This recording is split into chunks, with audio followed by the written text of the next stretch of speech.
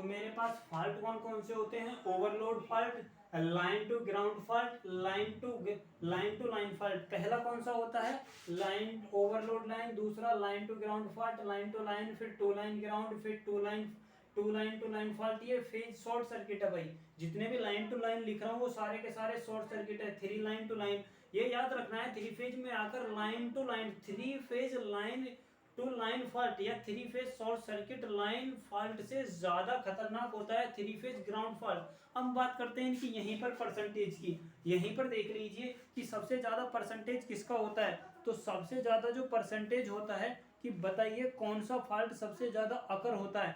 तो 83% जो अकर होता है, देखिए सबसे ज्यादा line to ground fault occur होता है कितना, 83%। और two phase short circuit fault, two phase short circuit fault कितना होता है, 9%। कितना होता है भाई, 9%। यह होता है कितना होता है, 9%। और two phase ground fault, two phase ground fault में लिखूं तो ये होता है भाई 5%। और 1.5% समथिंग में ये होता है कितना भाई, 1.5% समथिंग में ये होता। लाइन टू लाइन बहुत कम अकर होता है, क्या होता है भाई, लाइन टू लाइन बहुत कम अकर होता है। बस आपको इन्हीं की परसेंटेज याद रखनी है। लाइन टू ग्राउंड फॉल्ट 83% और two line ground fault 5%। Two line ज्यादातर। दूसरे नंबर पर पूछा कि बताइए सेकंड नंबर पर कौन सा फॉल्ट अकर होता है, तो two line short circuit fault. पहले नंबर पर line to ground fault, two line ground fault तीसरे नंबर पर अकर होता है, टू लाइन ग्राउंड फॉल्ट तीसरे नंबर पर अकर होता है। इन दोनों फॉल्टों की कंडीशन समथिंग में बराबर होती है। आपको याद क्या रखना है, लाइन टू ग्राउंड फॉल्ट सबसे ज्यादा अकर होने वाला ट्रांसमिशन या डिस्ट्रीब्यूशन लाइन में फॉल्ट है। और दूसरे नंबर पर है two line short circuit fault, two line short circuit fault. दूसरा है two line to ground fault. आगे देखिए, यदि मैं फॉल्टों की ही बात करूं तो मेरे पास कुछ चीजें होती हैं, परसेंटेज इनकी याद रखनी है। दूसरा परसेंटेज देखिए,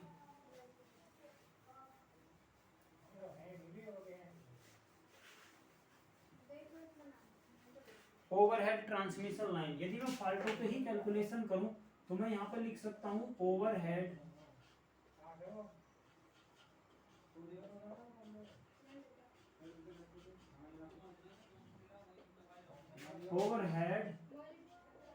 transmission line, overhead transmission line. दूसरा मेरे पास, और कहां पर हम ट्रांसमिट करते हैं लाइन को,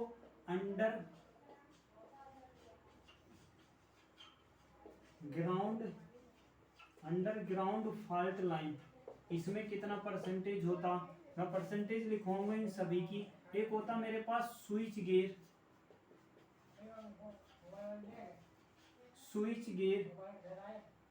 स्विच गियर फॉल्ट। कितना होता, स्विच गियर फॉल्ट। एक होता है मेरे पास स्विच गियर हो गया, अंडरग्राउंड फॉल्ट हो गया, स्विच गियर हो गया। और कौन सा हो सकता है मेरे पास, अल्टरनेटर हो सकता, पावर ट्रांसफार्मर भी हो सकता, पावर ट्रांसफार्मर, क्योंकि ट्रांसमिशन और डिस्ट्रीब्यूशन में ट्रांसफार्मर का तो सबसे ज्यादा रोल होगा। तो ट्रांसफार्मर। एक मेरे पास होता है अल्टरनेटर, अल्टरनेटर भी हो सकता। कौन सा हो सकता है भाई, अल्टरनेटर भी हो सकता है। इंस्ट्रूमेंट ट्रांसफार्मर भी हो सकते हैं, इंस्ट्रूमेंट जहां पर हम जगह जगह वोल्टेज चेक करते हैं। एक मेरे पास हो सकता है इक्विपमेंट। कौन से हो सकते हैं भाई, इक्विपमेंट। और भी मैं किसी को यूज करता हूँ मिसलेनियस, किसको भाई, जो मेरे पास और एक्स्ट्रा हो सकते हैं जिनकी पता नहीं जानकारी, कुछ भी हो सकते हैं, मिसलेनियस। देखिए, ये मेरे पास जो फॉल्ट अकर होता है ओवरहेड ट्रांसमिशन लाइन का, ये होता है मेरे पास 50%। कितना होता है, 50%। दूसरे नंबर पर होता है मेरे पास स्विच गियर। कौन सा होता है, दूसरे नंबर पर होता है स्विच गियर, जिसकी परसेंटेज होती है लगभग में 15%। कितनी होती है, 15%। अंडरग्राउंड केबल की होती है 7%। अंडरग्राउंड केबल की कितनी होती है भाई, अंडरग्राउंड केबल की ज्यादा होती है, अंडरग्राउंड केबल की होती है 10%। पावर ट्रांसफार्मर की होती है कितनी, 7%। पावर ट्रांसफार्मर की कितनी होती है, 7%। और इंस्ट्रूमेंट ट्रांसफार्मर की होती है 2%। इंस्ट्रूमेंट ट्रांसफार्मर की होती है 2%, इक्वाइपमेंट की होती है 3%, मिसलेनियस की होती है 8%, मिसलेनियस की कितनी होती है 8%। यदि मैं अल्टरनेटर की कहूँ तो अल्टरनेटर की समथिंग में बैठेगी 5%। ये आपको परसेंटेज याद रखनी है कि मेरे पास सबसे ज्यादा जो फॉल्ट अगर होता है वो 50% ओवरहेड ट्रांसमिशन लाइन में, तो दूसरे नंबर पर स्विच गियर में होता, दूसरे नंबर पर स्विच गियर में होता है 15%, तीसरे नंबर पर जो होता है पावर ट्रांसफार्मर में होता है, चौथे नंबर पर जो नहीं तीसरे नंबर पर किस पे होता है अंडरग्राउंड, अंडरग्राउंड फॉल्ट पर, फिर होता है मेरे पास पावर ट्रांसफार्मर पर, किस पर होता है पावर ट्रांसफार्मर पर, फिर अल्टरनेटर पर, फिर इंस्ट्रूमेंटेशन पर, इक्विपमेंट पर, फिर मिसलेनियस, जो अलग अलग तरीके के हो सकते हैं। स्विच गियर पर कितना होता है 15%, कितना होता है भाई 15%। दूसरे नंबर पर स्विच गियर है, तीसरे नंबर पर अंडरग्राउंड है, चौथे नंबर पर स्विच गियर पावर ट्रांसफार्मर है, फिर अल्टरनेटर है, फिर इंस्ट्रूमेंट है, और फिर इक्विपमेंट और फिर मिसलेनियस है। ये आपको याद रखने हैं। आगे देखिए, देखिए आगे मैं यदि ट्रांसमिशन लाइन की बात करूं यहीं पर, किसके ट्रांसमिशन लाइन की, तो ट्रांसमिशन लाइन में हम कह सकते हैं, अब देखिए ट्रांसमिशन लाइन और फॉल्ट और अल्टरनेटर की डिस्टेंस के बीच में रिलेशन देखिए, मैं यहीं पर बताता हूँ उसको। यदि मान लीजिए ट्रांसमिशन लाइन में क्या होता है भाई, ट्रांसमिशन लाइन में ट्रांसमिशन लाइन का, अल्टरनेटर का, ट्रांसफार्मर का सभी का रिएक्टेंस ज्यादा होता है रेजिस्टेंस के मुकाबले। Reactance is greater than by comparison of R in the transmission line is greater than होता है, ज्यादा होता है एक्स किसके मुकाबले, आर के मुकाबले, किसमें ट्रांसमिशन लाइन में एक्स ज्यादा होता है। तो इसीलिए ध्यान रखो जितना ज्यादा बड़ा अल्टरनेटर होता है उसकी रेसिस्टेंस की वैल्यू उतनी ही कम होती है, मतलब कि उसमें एससीआर उतना ही कम होता है। शॉर्ट सर्किट रेशो इम्पीडेंस उतना ही ज्यादा होगा शुरू में, जितना रेसिस्टेंस कम होगा उतना इम्पीडेंस ज्यादा होगा। जितना बड़ा आकार अल्टरनेटर होता है या उसकी एमवीएस जितनी ज्यादा होती है उसमें रिएक्टेंस की वैल्यू उतनी ही ज्यादा होती है, लेकिन रेसिस्टेंस की वैल्यू उतनी ही कम होती है। अब मान लीजिए कि यहाँ पर मेरे पास अल्टरनेटर है और अल्टरनेटर के पास पे ही फॉल्ट हो गया, कहां पर हो गया, यहाँ पर फॉल्ट हो गया, तो याद रखना मैं इस वाली फॉल्ट की शॉर्ट सर्किट करंट को कंट्रोल कर सकता हूं इस अल्टरनेटर के द्वारा, क्योंकि इस अल्टरनेटर का रिएक्टेंस ज्यादा है किसके मुकाबले, रेसिस्टेंस के मुकाबले। तो जब फॉल्ट कभी भी अल्टरनेटर के निकट हो तो वहां पर शॉर्ट सर्किट लाइन में फॉल्ट करंट को कंट्रोल करा जा सकता है, किसके द्वारा, उस जो अल्टरनेटर है उसके रिएक्टेंस के द्वारा। लेकिन यदि फॉल्ट अल्टरनेटर से बहुत दूर हुआ हो तो उस कंडीशन में क्या होएगा, आर एस की वैल्यू कम होती चली जाती है और आर की वैल्यू भी कम होती चली जाती है। क्यों कम होती चली जाती है, क्योंकि हम सारे के सारे इक्विपमेंट, ट्रांसफार्मर, अल्टरनेटर, ग्रिड सभी को पैरेलल में जोड़ते हैं और पैरेलल में जोड़ने के कारण उनका रेसिस्टेंस और रिएक्टेंस कम होता चला जाता है। और फॉल्ट जितनी ज्यादा दूर होएगा रिएक्टेंस और रेसिस्टेंस की वैल्यू उतनी ही कम होएगी, और जितनी ज्यादा दूर होएगा जितना कम रिएक्टेंस और रेसिस्टेंस होएगा उतनी ही फॉल्ट करंट ज्यादा होएगी। तो क्वेश्चन ये यहाँ पर है कि बताइए फॉल्ट करंट का फॉल्ट डिस्टेंस से क्या संबंध है, फॉल्ट करंट का फॉल्ट डिस्टेंस से क्या संबंध है, तो बिल्कुल इनवर्सली प्रीपोर्शनल है। तो मैं लिख सकता हूं फॉल्ट करंट प्रीपोर्शनल टू होती है डिस्टेंस के, डिस्टेंस जितनी ज्यादा होगी फॉल्ट करंट किसी भी अल्टरनेटर में, सिंक्रोनस अल्टरनेटर में या ट्रांसफार्मर में उतनी ही ज्यादा होगी जितनी ज्यादा दूर फॉल्ट हुआ होएगा। अब देखिए इसमें एक मेरे पास होती है KVA on the system, KVA on system, यहीं पर देखिए एक मेरे पास पॉइंट होता है केवीए, या मैं इसको बोल सकता हूं केवीए। देखिए आप क्या होता है भाई, ये KVA of system, KVA of system, KVA of system. यदि मैं शॉर्ट सर्किट करंट की लिखूं, शॉर्ट सर्किट करंट को लिखता हूं तो शॉर्ट सर्किट केवीए कौन सा भाई, शॉर्ट सर्किट करंट कभी भी निकालना हो मुझे किसी भी अल्टरनेटर या ट्रांसमिशन लाइन के लिए, तो शॉर्ट सर्किट करंट का फार्मूला होता है भाई साहब short circuit KVA, short circuit KVA, और अपॉन का फार्मूला होता है रेटेड केवीए। कौन सा होता है, रेटेड केवीए, कौन सा होता है, शॉर्ट सर्किट करंट बराबर होती है शॉर्ट सर्किट केवीए और बटे रेटेड केवीए।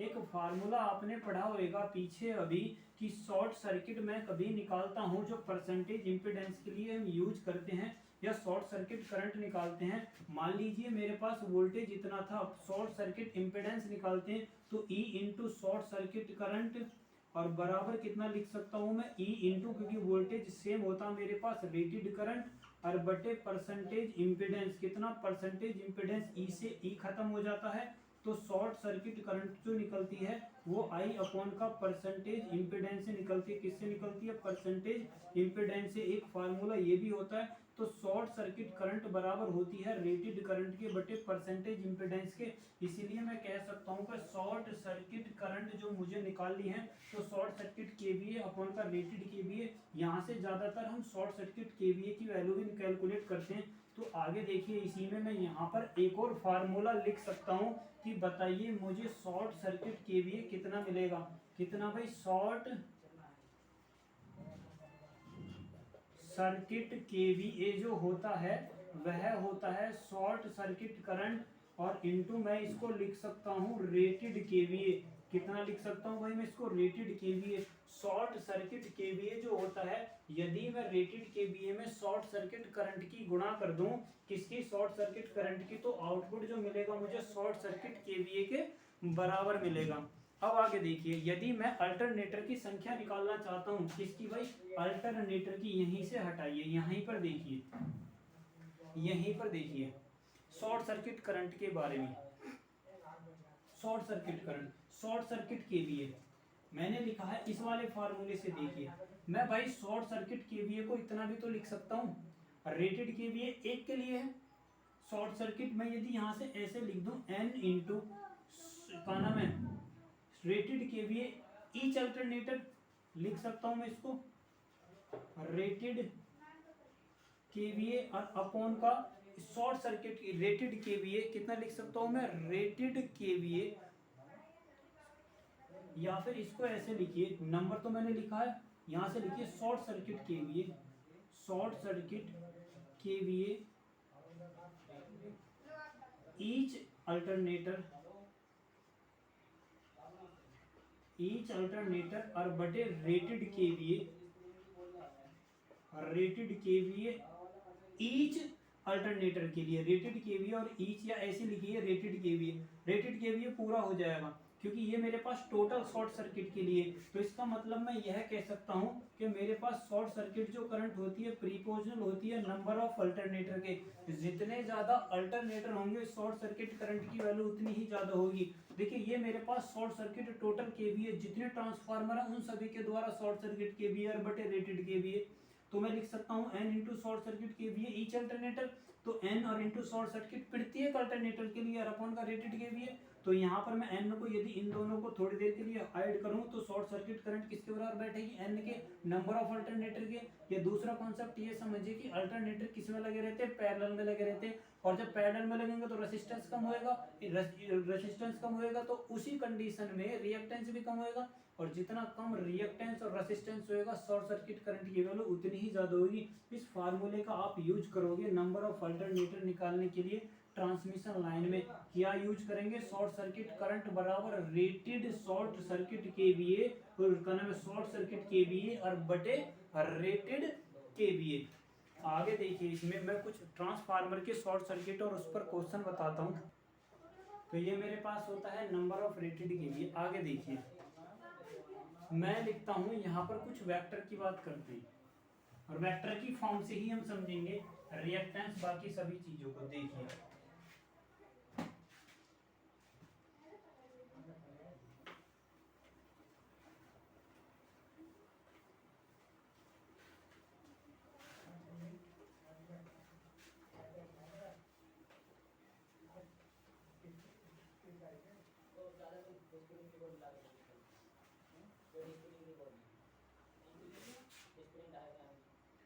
देखो वेक्टर होता है मेरे पास,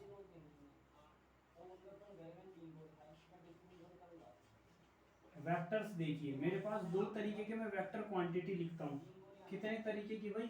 दो तरीके की, एक तो रोटेटिंग होती है, एक नॉन रोटेटिंग होती है। मैं रोटेटिंग लिख रहा हूं, रोटेटिंग वेक्टर। एक मेरे पास होता है non rotating vector.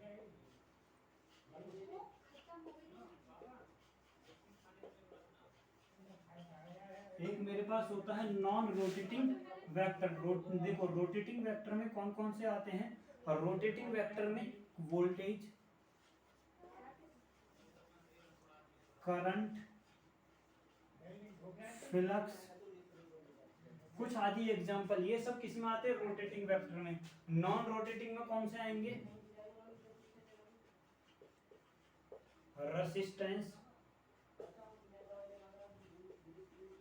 Reactance,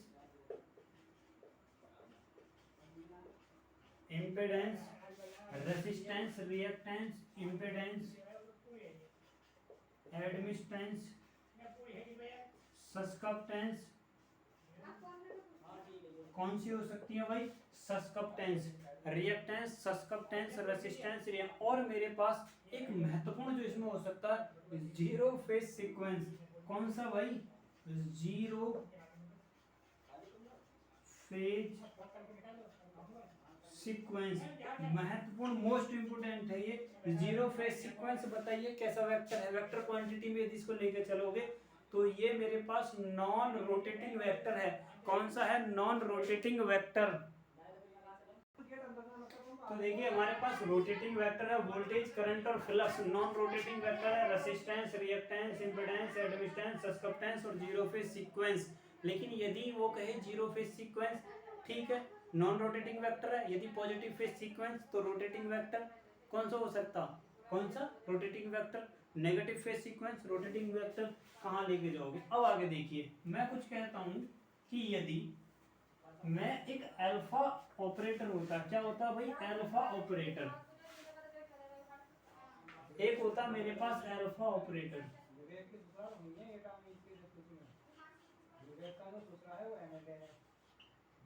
alpha operator. देखिए अल्फा की वैल्यू होती है 120। कितनी होती है? 120 डिग्री। तो जब ये 120 से ज्यादा होता है, 120 होता है, कितना होता है? 120। तो एक फार्मूला आप सीधा सीधा याद रखिए कि मैं लिख सकता हूं इसको alpha square plus alpha plus का 1 बराबर 0।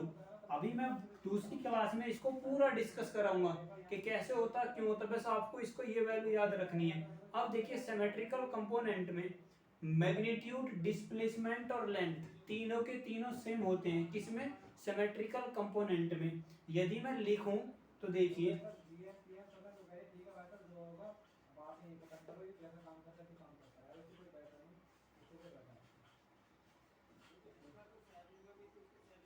सिमेट्रिकल कंपोनेंट, मैग्नीट्यूड,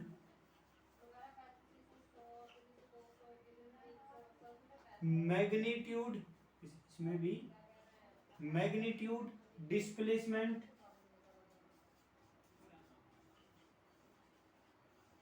डिस्प्लेसमेंट और लेंथ सब क्या होते हैं? सेम होते हैं।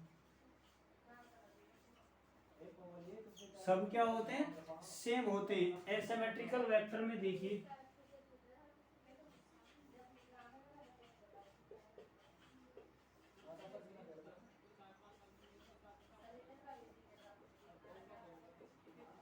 एसिमेट्रिकल कंपोनेंट में देखिए positive phase sequence,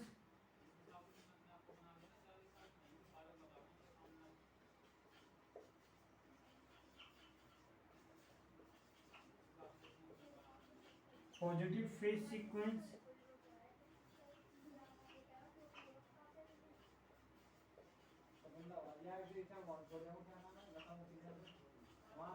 negative phase sequence,